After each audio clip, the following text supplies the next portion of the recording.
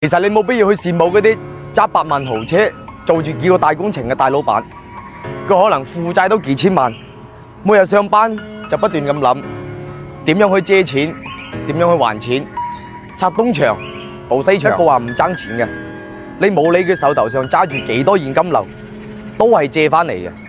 要麼就工程款啱啱落嚟，又要結各種嘅材料錢、工人工資，剩低嗰啲又要維護下關係，搞下人情世故，根本就冇屬於自己所謂嘅生活，甚至連加油個200蚊紙都要問人借。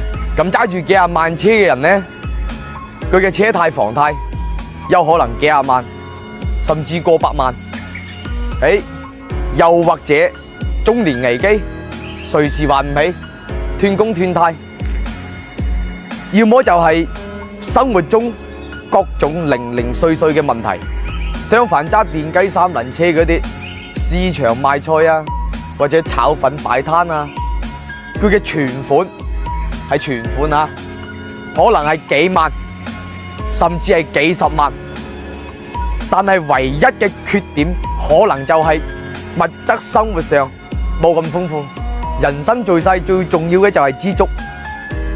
假設有一日3個人喺街上遇到，踩三輪車炒米粉嘅會羨慕揸幾廿萬小車坐 office 嘅，坐 office 嘅又會羨慕揸豪車做住大工程嘅。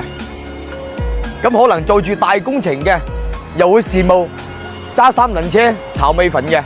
家家有本難念經，窮有窮開心，富有富鬧心，遵循自己內心先係最真實嘅。